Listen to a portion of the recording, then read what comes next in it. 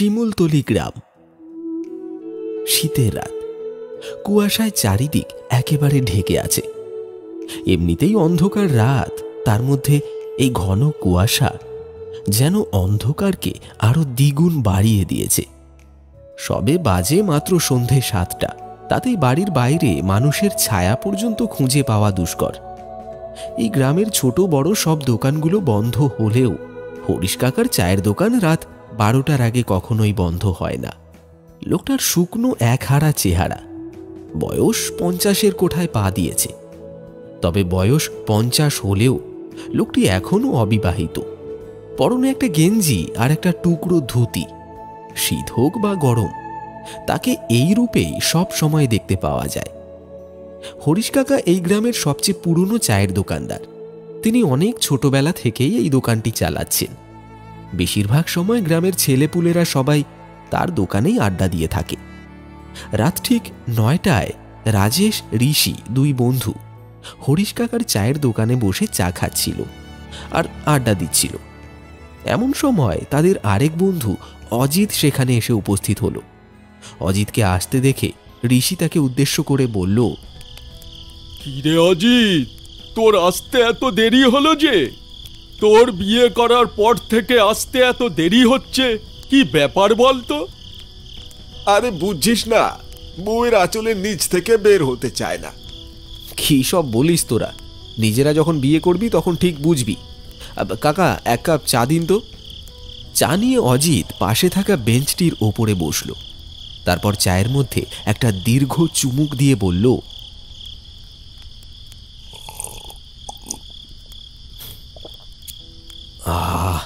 হরিশ কাকা, চাটা কিন্তু বেশ বানিয়েছো।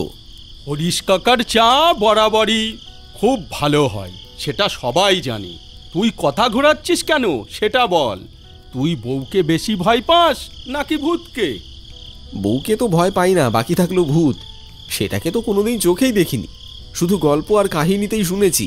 তা বেশ বলেছিস অজিত, আসলেই আমরা তো কেউই কখনো ভূত দেখিনি, তাহলে ভূতের কথা শুনলেই এত ভয় লাগে কেন? হ্যাঁ, ঠিক বলেছিস। আচ্ছা হরিশ কাকা, আপনি কি কখনো ভূত দেখেছেন? বিয়ে কেন করেননি সেটা জিজ্ঞাসা করলে তো আপনি কিছুই বলেন না, কিন্তু ভূত দেখলে সেটা অবশ্যই আপনাকে বলতে হবে। হ্যাঁ কাকা, শোনান না একটা ভূতের গল্প। ঠিক আছে, তোমরা যখন এত করে বলছো তাহলে আজ তোমাদের একটা ভূতের গল্প শোনাবো আর ভূত দেখাবো। আমার যখন 10-12 বছর বয়স, তখন আমার বাবা মা দুজনেই একটি সড়ক দুর্ঘটনায় মারা যায়। আপন বলতে আমার এই পৃথিবীতে কেউ ছিল না।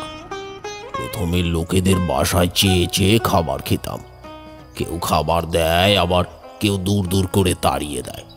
তারপর ভাবলাম কাজ করব, কিন্তু ছোট বলে কেউ কাজ দিত না।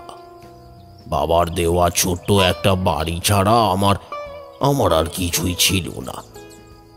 এরপর আজ আমি যেখানে দাঁড়িয়ে আছি সেখানে একটা টেবিল আর একটা টুল নিয়ে চা বিক্রি করতে লাগলাম।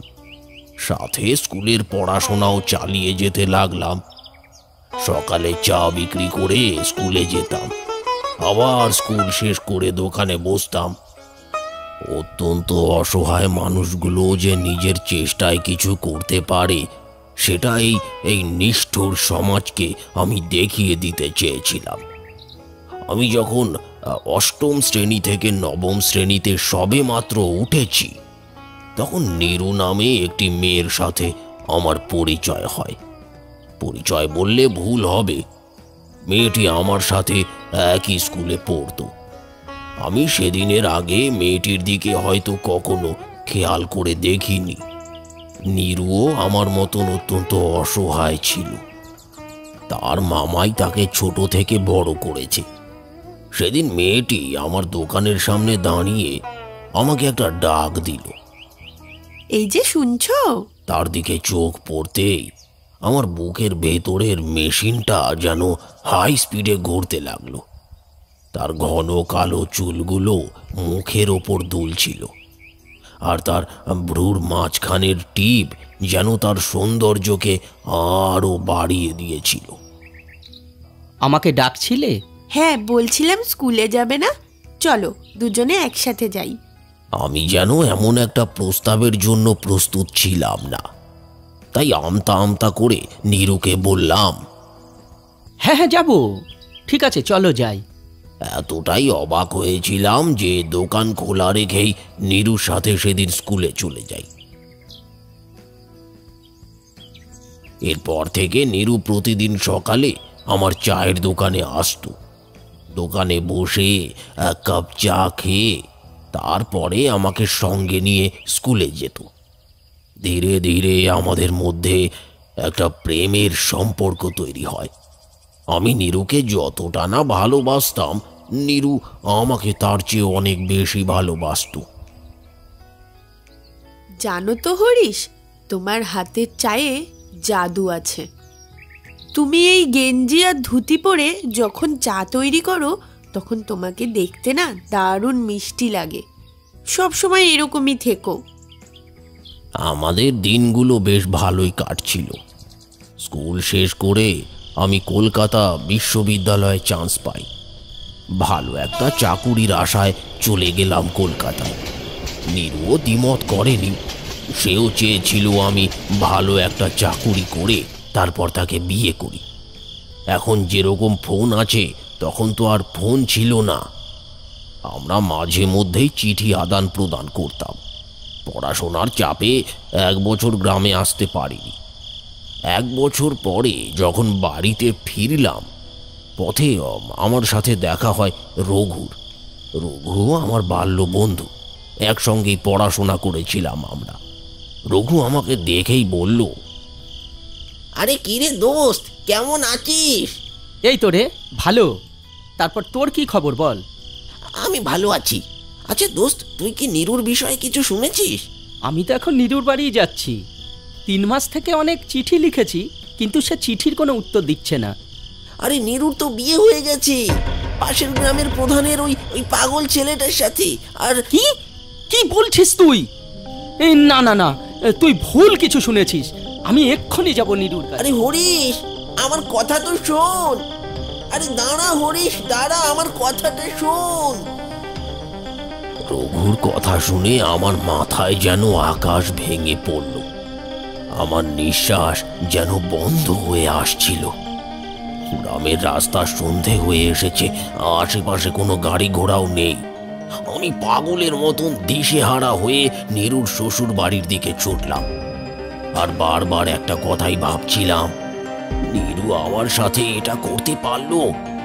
সে তো আমাকে ভালোবাসতো, তাহলে এমন কেন করলো? ছুটতে ছুটতে আমি গ্রাম প্রধানের বাড়ির সামনে এসে দাঁড়িয়ে পড়লাম। দাঁড়িয়ে দাঁড়িয়ে ভাবতে লাগলাম, আমার কি ভেতরে যাওয়াটা ঠিক হবে? না, ওর তো বিয়ে হয়েছে। এখন যদি আমার কারণে আবার শ্বশুর বাড়িতে কোনো গন্ডগোল বাঁধে। অনেক ভেবে আমি সিদ্ধান্ত নেই ফিরে যাব। আর ঠিক সেই সময় আমি দেখি গ্রাম প্রধানের বাড়ির দরজাটি আপনা আপনি খুলে গেল, আর বাড়ির ভেতর থেকে ভেসে আসছিল একটা অতি পরিচিত কণ্ঠের আর্তনাদ। হরিশ, হরিশ, তুমি কোথায়? আমি তখন বাড়ির ভেতরে যাওয়া থেকে নিজেকে আর আটকে রাখতে পারলাম না। আমি ভেতরে প্রবেশ করতেই সবকিছু একদম নিস্তব্ধ হয়ে গেল। রাতের আধারে সব কিছু অন্ধকারাচ্ছন্ন। বাড়িতে কোনো আলো নেই, কোনো আওয়াজও নেই। আমার পায়ের আওয়াজটাই যেন বারবার আমার কানে এসে বাজছিল। আমি নীরুর নাম ধরে চিৎকার করতে লাগলাম, নীরু, তুমি কোথায়? হ্যাঁ দেখো, আমি এসেছি। তুমি ভয় পেও না, বেরিয়ে এসো, আমি তোমাকে নিতে এসেছি নীরু। আমার চিৎকারে এই ভয়ঙ্কর পরিবেশটার কোনো উন্নতি হলো না। আমার কথার কোনো প্রত্যুত্তর ভেসে এলো না। বাড়িটা দেখে মনে হচ্ছিল অনেক দিন ধরে বাড়িটা কেউ পরিষ্কার করেনি। আমি চারিদিক ভালো করে দেখছিলাম আর নীরুকে খুঁজছিলাম। হঠাৎ করে আমার সামনে এলোমেলো চুলে আর ছেঁড়া কাপড়ে একটা পাগল এসে দাঁড়ালো।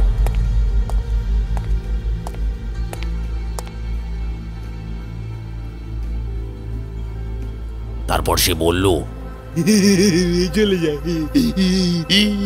চলে যা, চলে যা, এখান থেকে চলে যা, নইলে তুইও বাঁচতে পারবি না, তুইও বাঁচতে পারবি না। হঠাৎ এমন কিছুর জন্য আমি একদমই প্রস্তুত ছিলাম না।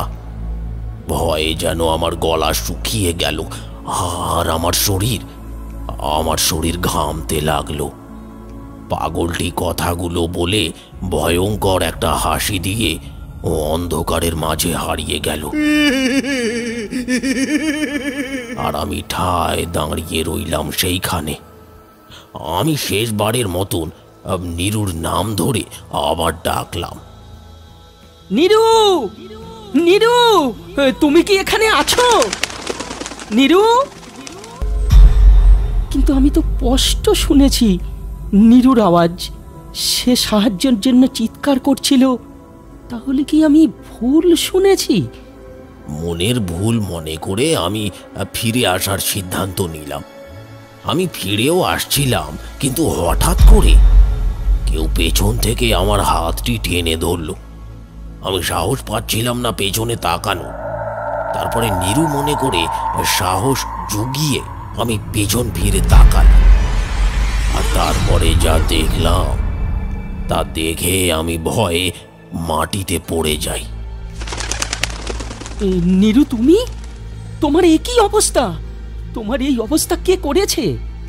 বলবো হরিশ, আজ তোমাকে সব বলবো।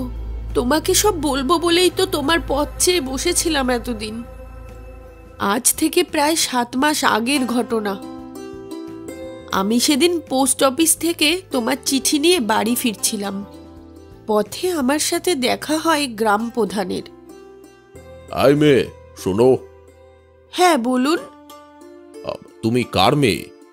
কাঠমিস্ত্রি মহেশ আমার মামা হন। আমি তার বাড়িতেই থাকি। আচ্ছা, ঠিক আছে, যাও মা। আমি বাড়ি ফিরে আসি। পরের দিন কলেজ থেকে বাড়ি ফিরতেই মামা আমাকে বলল, শোনো নিরুমা, আমি পাশের গ্রামের গ্রাম প্রধানের ছেলের সাথে তোমার বিয়ে ঠিক করেছি। যদিও ওনার ছেলের মাথায় একটু সমস্যা আছে, কিন্তু ওনাদের অনেক টাকা পয়সা আছে মা। তুমি অনেক ভালোই থাকবে। তোমার জন্য বিয়ের আগেই তারা 10 বিঘে জমি লিখে দিয়েছে, আর বিয়ের যাবতীয় খরচা ওনারাই করবেন। আশা করছি তুমি আমার উপরে আর কোনো কথা বলবে না। তুমি তো জানো, মা মারা যাবার পরে বাবা আর একটি বিয়ে করে। সৎ মায়ের অত্যাচারের থেকে বাঁচাতে মামা আমাকে তার বাড়িতে নিয়ে এসে নিজের মেয়ের মতোই ভালোবাসা দিয়ে বড় করেছে। তাই আমি কিছুই বলতে পারিনি। পরের দিন আমার বিয়ে হয়ে গেল গ্রাম প্রধানের পাগল ছেলেটির সাথে। বিয়ের দিন রাত থেকেই শুরু হলো আমার ওপর অমানবিক অত্যাচার। পশু নামক গ্রাম প্রধান আমার ওপর জবরদস্তি করত। রোজ রাতে আমাকে তার কাছে থাকতে হতো। সে আমাকে বিভিন্নভাবে নির্যাতন করত। এই যে দেখছো আমার মুখে কালো কালো দাগ, জানো একদিন তোমার একটা চিঠি পেয়েছিল আমার বিছানার নিচ থেকে। তারপরেই সে আগুন দিয়ে এভাবে আমার মুখ পুড়িয়ে দিয়েছে। আর আমার পাগল স্বামী এইসবের কিছুই বুঝতো না। সে এইসব অত্যাচার সহ্য করতে না পেরে একদিন রাতে আমি গ্রাম প্রধানের দুধের গ্লাসে বিষ মিশিয়ে তাকে মেরে ফেলি, আর নিজেও সেই বিষ পান করি। আর আমিও চলে যাই এই কষ্টের জীবন ত্যাগ করে। আমি অনেকবারই তোমাকে সব কিছু জানাতে চেয়েছি, কিন্তু জানাতে পারিনি। আমার জীবনটা তো নষ্ট হয়েছে, আমি চাইনি তোমার জীবনটাও নষ্ট হোক। তুমি আমাকে ভুল বুঝো না, আমি তোমাকে অনেক ভালোবাসি, আর আমি তোমাকে ঠকাইও নি। কথাগুলো বলে এক বুক কষ্ট নিয়ে সে কোথায় যেন হারিয়ে গেল। তবে এখন সে রোজ আসে আমার কাছে। আমরা দুজনে আগের দিনের মতোই চা খাই, গল্প করি। তারপর আবার সে চলে যায়। আমি অনেক ভালো চাকুরি করতে পারতাম, কিন্তু করিনি, কারণ আমার হাতের চা নীরুর ভারী পছন্দ। আমার অনেক পোশাক আছে, কিন্তু আমি সারা জীবন শুধু নীরুর জন্য এমন পোশাক পরে থাকি, কারণ তাকে আমি এখনো খুব ভালোবাসি। হয়তো তোমাদের বিশ্বাস হবে না বা আমাকে পাগল মনে করতে পারো, তবে আজ তোমাদের সেটাও প্রমাণ দেব। তোমরা ওই ওই ওই পাশের গাছটির পেছনে গিয়ে লুকিয়ে থাকো। নীরুর আসার সময় হয়েছে, একটু বাদেই সে আসবে। হরিশ কাকার কথা মতো তারা গাছটির পেছনে গিয়ে লুকিয়ে থাকল।